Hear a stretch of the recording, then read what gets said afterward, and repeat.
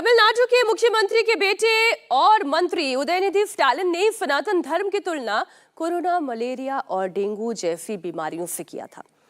तो अब कर्नाटक के गृह मंत्री और कांग्रेस के सीनियर लीडर जी परमेश्वर ने हिंदू धर्म पर सवालिया निशान खड़ा किया।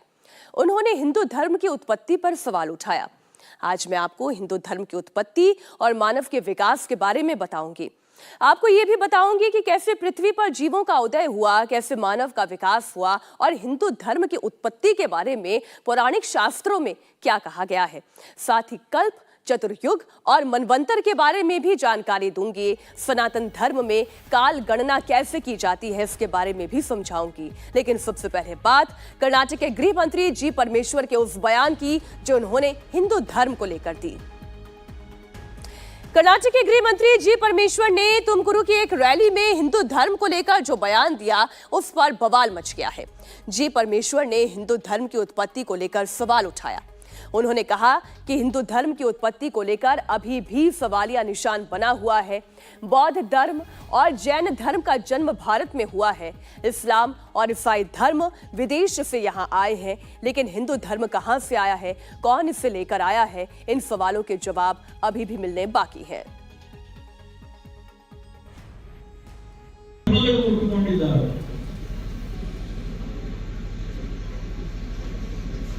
ಹಿಂದೂ ಧರ್ಮ ಯಾವಾಗ ಹುಟ್ಟಿತು, ಯಾರು ಹುಟ್ಟಿಸಿದ್ರು ಹಿಂದೂ ಧರ್ಮ ಇನ್ನೂ ಕ್ವಶನ್ ಮಾರ್ಕ್ ಬಿದ್ದಿದೆ, ತೆಗೆದಿಲ್ಲ ಕ್ವಶನ್ ಮಾರ್ಕ್. ಬೌದ್ಧ ಧರ್ಮ ಈ ದೇಶದಲ್ಲಿ ಹುಟ್ಟಿತು, ಜೈನ ಧರ್ಮ ಈ ದೇಶದಲ್ಲಿ ಹುಟ್ಟಿತು, ಹೊರಗಡೆಯಿಂದ ಇಸ್ಲಾಂ ಧರ್ಮ ಬಂದಿದೆ, ಕ್ರೈಸ್ತ ಧರ್ಮ ಬಂದಿದೆ. ಈ ಎಲ್ಲದರ ವಿಶ್ಲೇಷಣೆ ಮತ್ತು ಸಾರಾಂಶ ಮನುಕುಲಕ್ಕೆ ಒಳ್ಳೆಯದಾಗಬೇಕು। चलिए शुरुआत उस विज्ञान से करती हूं जिसकी स्वीकार्यता हर धर्म में और हर देश में एक बराबर है। पृथ्वी की उत्पत्ति और विकास के बारे में सेपियंस नाम की किताब में लिखा है कि आज से 4.5 अरब साल पहले पृथ्वी की उत्पत्ति हुई। लेकिन पृथ्वी की उत्पत्ति के साथ ही जीवों का उदय नहीं हुआ। करीब 1 अरब 70 करोड़ साल के बाद धरती पर जीवों का उदय हुआ। जीव यानी कि लिविंग बीइंग, ह्यूमन नहीं, याद रखिए। खैर, धरती पर तकरीबन 60 लाख साल पहले मनुष्य का विकास हुआ और विकास की यह प्रक्रिया निरंतर जारी रही और करीब 3 लाख साल पहले मानव ने अग्नि की खोज की, जिसे मानव इतिहास में सबसे बड़ी क्रांति कहा गया। 2 लाख साल पहले आधुनिक मानव का उदय हुआ। 70,000 साल पहले धरती पर ज्ञान की क्रांति हुई। यह विज्ञान की परिभाषा है। ये तो बात हुई साइंस की। लेकिन सनातन साहित्य और इतिहासकार ऋग्वेद, पुराण और उपनिषदों के आधार पर मानव विकास को लेकर जो मत रखता है वो अब आपको समझाने का प्रयास करती हूं। पुराण के मुताबिक हिंदू धर्म का उदय 90,000 साल पहले हुआ था। यानी विज्ञान के अनुसार ज्ञान की क्रांति से भी 20,000 साल पहले हिंदू धर्म का उदय हो चुका था। हिंदू धर्म के इतिहासकार ये कहते हैं कि 9057 ईसा पूर्व स्वयंभुव मनु काल था। कहा यह जाता है कि इन्हीं के बेटों से धरती पर मानव का विस्तार हुआ। इससे पहले ब्रह्मकाल और ब्रह्माकाल भी है, जहां पर सृष्टि का निर्माण, आदि पुरुष, आदि शक्ति का जन्म, त्रिदेव और प्रसिद्ध देवासुर संग्राम का जिक्र आता है। मैं इनकी बात नहीं कर रही। मैं इस वक्त जिस काल की बात कर रही हूं उससे थोड़ा सा आगे बढ़ते हुए आता है ईसा पूर्व से 6673 ईसा पूर्व से वैवस्वत मनु काल। इस काल में इक्ष्वाकु भगवान हुए, यानी इक्ष्वाकु जो कि भगवान राम के पूर्वज कहे जाते हैं। अगर आपने रामायण पढ़ी होगी या आप कुछ ऐसे लोगों को जानते होंगे जो पौराणिक इतिहास को जानते हैं, वो आपको इक्ष्वाकु और बेहतर तरीके से समझाएंगे। खैर, परशुराम के अवतार का जिक्र भी इसी काल में किया जाता है। ये याद रखिए कि जब मैं इन कालों का विवरण आपसे कर रही हूं तो यह ईसा से 6673 साल पहले की बात कर रही हूं। और फिर आता है भगवान राम का काल जो कि 5114 ईसा पूर्व का है। रामायण में उस काल का इतिहास दर्ज है और फिर आता है कृष्ण का काल, जिसे द्वापर युग भी कहा जाता है, लेकिन मैं इसे कृष्ण काल की तरह से समझाने का प्रयास कर रही हूं। 3112 ईसा पूर्व कृष्ण का काल, जिसका जिक्र महाकाव्य महाभारत और भगवत गीता, जिसकी स्वीकार्यता देश ही नहीं बल्कि विदेशों में भी है। इसी काल में ऋषि वेद व्यास ने वेदों के 4 भागों में विभाजित किया था। वेदों को ऋग्वेद, यजुर्वेद, अथर्ववेद और सामवेद, इन 4 वेदों में विभाजित किया। अगर कोई शंका है तो सिंधु घाटी सभ्यता, कालीबंग के इतिहास को भी जो पढ़ेंगे वह इन सभ्यताओं का वैदिक ग्रंथों से कोरिलेशन ढूंढ पाएंगे। लेकिन फिर भी जब लोग ये पूछते हैं कि गणना करके बताइए कि हिंदू धर्म की आयु कितनी है, तो ये गणना भी ऋषि मुनियों ने वेदों और पुराणों में लिखी है। पुराण के मुताबिक सनातन धर्म में मानव इतिहास को कुल 5 कल्पों में विभाजित किया है। महत्कल्प, हिरण्यगर्भ, ब्रह्मकल्प, पद्मकल्प और वराहकल्प। हमारा कैलेंडर, यानी कि मैं मॉडर्न कैलेंडर की बात कर रही हूं, तो ये ईयर्स में कैलकुलेट किया जाता है। तो फिर आप ये कहेंगे कि हम कल्प को कैसे समझे? हिंदू धर्म कितना पुराना है, इसे भी समझाने का प्रयास, इसकी गणना ऋषियों ने की है। बात यदि कल्प की जाए तो मॉडर्न कैलेंडर, जो कि 365 दिन का होता है, इससे अलग कल्प होता है। इसमें 360 दिन के बराबर एक दिव्य होता है। 12,000 दिव्य का कुल एक चतुर्युग होता है। 71 चतुर्युगों को अगर जोड़ा जाए तो एक मनवंतर होता है और 14 मनवंतर का फिर एक कल्प कहा गया है। अपने कैलकुलेटर को जरा उठा लीजिए और इसे कैलकुलेट करके देखिए। इस वीडियो को पीछे भी जाकर आप दोबारा देख सकते हैं।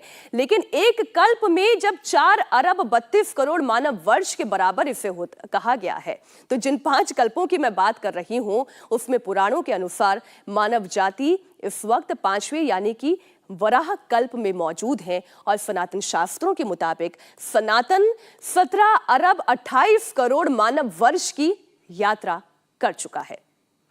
सनातन धर्म की आयु को लेकर भगवत गीता के अध्याय 2 के श्लोक 24 में भी इसका वर्णन मिलता है, जिसमें अर्जुन से श्री कृष्ण कहते हैं, अच्छेद्यो अयम आदयो अयम आक्लेद्यो आशोष्य एव च नित्यः सर्वगतः स्थानुरुचलो अयम सनातनः। इसका अर्थ ये हुआ, आत्मा जिसमें छेद नहीं किया जा सकता, जिसे जलाया नहीं जा सकता, जो सूखता नहीं है, जो गीला नहीं होता, नम नहीं होता, जो अपना स्थान परिवर्तित नहीं करता, वो कौन है? ऐसे रहस्य में और सात्विक गुण केवल परमात्मा में है, वही सनातन है, ईश्वर ही सनातन है, जो ना तो नया है, ना तो कभी पुराना है, ना तो इसकी कहीं शुरुआत हुई है और ना ही इसका कोई अंत है। यानी कि ईश्वर को ही सनातन कहा गया है। अब जो ये पूछते हैं कि सनातन की आयु कितनी है, क्या वह अनंत को गिन पाएंगे जो एक अनंत माला की तरह है? उस सनातन की आयु को केवल उस माला के मणके में जुड़कर ही पहचाना जा सकता है। अब हिंदू कितना पुराना है, इसका अंदाजा आप ऐसे भी लगा सकते हैं कि वैदिक युग में हजारों साल बाद धार्मिक आंदोलन हुए, जिसमें जैन और बौद्ध जैसे धर्मों का भी उदय हुआ।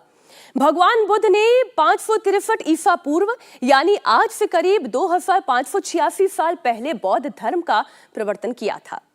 बौद्ध धर्म का प्रचार भारत से होते हुए 13 देशों तक फैला। जैन धर्म की बात करते हैं। इसी कालखंड में जैन धर्म का भी विकास हुआ। प्राचीन इतिहास में इस काल को महाजप्त काल कहा गया है। आज से 2622 साल पहले यानी कि 599 ईसा पूर्व भगवान महावीर ने जैन धर्म का प्रचार प्रसार किया। उनका जन्म बिहार के कुंडलग्राम में हुआ था। वे जैनों के 24वें तीर्थंकरों में आखिरी तीर्थंकर यानी कि गुरु थे। बात ईसाई समाज की भी कर लेते हैं, मुस्लिम धर्म की भी कर लेते हैं। तो इसका उद्भव बौद्ध और जैन धर्म के भी बहुत बाद हुआ। साथ ही इन दोनों धर्मों का उदय भारत से बाहर हुआ। ईसाई धर्म का उदय पहली शताब्दी में यानी कि आज से 2023 साल पहले यरूशलेम में हुआ था, जो मौजूदा समय में इजराइल का हिस्सा है। इस धर्म की संस्थापना यीशु मसीह ने की थी। ईसाई धर्म के करीब 622 साल के बाद इस्लाम धर्म का उदय हुआ। मतलब आज से करीब 1401 साल पहले पैगंबर हजरत मोहम्मद ने इस्लाम धर्म की स्थापना की थी, जिसका केंद्र सऊदी अरब का मक्का था, जहां से यह धर्म पूरी दुनिया में फैला और फिर भारत तक भी पहुंचा। धर्म नितांत निजी विषय है और हर व्यक्ति को उसका धर्म बहुत प्रिय है। लेकिन जब बात राजधर्म की होती है तो संविधान हर धर्म को बराबरी का दर्जा देता है, भले ही वो कोई नूतन धर्म हो या फिर प्राचीन धर्म हो। संविधान की शपथ लेकर ही सांसद, विधायक संसद या विधानसभा में काम करने के लिए बाध्य हैं। इसलिए विधायकों या सांसदों को ऐसी कोई बात नहीं करनी चाहिए जिससे किसी की धार्मिक भावना आहत हो, और खास तौर पर तब जब सनातन या हिंदू धर्म जो कभी भी सनातन से जुदा करने की बात नहीं कहता। आगे एक बड़ी खबर की ओर रुख करते हुए, सनातन पर लगातार अटैक किया जा रहा है और इसी से जुड़ी हुई बड़ी खबर आपको बता दें, प्रधानमंत्री नरेंद्र मोदी ने भी मोर्चा संभाल लिया है। कैबिनेट की बैठक में पीएम मोदी ने मंत्रियों को समझाया कि सनातन पर बयान देकर विपक्ष फंस गया है, विपक्ष को बुखार आ गया है, सनातन पर हमले का जवाब सही से देना होगा। हमारे सहयोगी पॉलिटिकल एडिटर देवेंद्र पराशर जुड़ गए। देवेंद्र, क्या कहा गया है प्रधानमंत्री नरेंद्र मोदी के द्वारा? देखिए, आज जब मंत्रिपरिषद की बैठक थी, उस मंत्रिपरिषद के बैठक में प्रधानमंत्री नरेंद्र मोदी ने अपने सभी मंत्रियों को समझाया कि विपक्ष जो कुछ भारत बनाम इंडिया का विवाद कर रहा है वो उनका एक फ्रस्ट्रेशन है। और उसमें प्रधानमंत्री ने जिस टर्म का इस्तेमाल किया कि जैसे बुखार में पीड़ित व्यक्ति बड़बड़ाता है, वैसे ही सनातन धर्म का अपमान करने के बाद अब विपक्ष उससे निकलने के लिए उस छटपटाहट में भारत बनाम इंडिया का विवाद पैदा करने की कोशिश कर रहा है, जबकि संविधान पढ़ना चाहिए विपक्ष को। संविधान में ऑलरेडी भारत शब्द उल्लिखित है, ऐसे में इसके इस्तेमाल पर बिल्कुल भी कोई विवाद नहीं पैदा करना चाहिए। लेकिन ये विपक्ष स्ट्रेटजी के तहत इस लिहाज से कर रहा है क्योंकि उन लोगों ने सनातन धर्म का अपमान किया। उन्हें अब ये समझ में आ रहा है कि उससे जो नुकसान हुआ है उस नुकसान से भरपाई करने के लिए इस विवाद को पैदा किया जाए भारत बनाम इंडिया को। और ऐसे में मंत्रियों को ऐसे बयान देने की जरूरत नहीं, इस विवाद में पड़ने की जरूरत नहीं भारत बनाम इंडिया की। तो समझा जा सकता है कि प्रधानमंत्री नरेंद्र मोदी ने अपने मंत्रिपरिषद की बैठक में मंत्रियों को जो कहा उससे समझ में आ सकता है आसानी से कि भारत शब्द का इस्तेमाल करने को लेके प्रधानमंत्री मोदी की क्या राय है और आगे की क्या उनकी रणनीति हो सकती है। दूसरी तरफ सनातन धर्म को लेकर जो कुछ भी विपक्षी नेताओं के द्वारा कहा गया उससे सत्ता पक्ष किस रूप में समझ रहा है और विपक्ष की बौखलाहट किस प्रकार की है। मीनाक्षी, बहुत शुक्रिया देवेंद्र पूरी जानकारी के लिए आपका। इंडिया टीवी हर वक्त हर जगह डाउनलोड करने के लिए सर्च करें India TV news Google play store या ऐप स्टोर पर।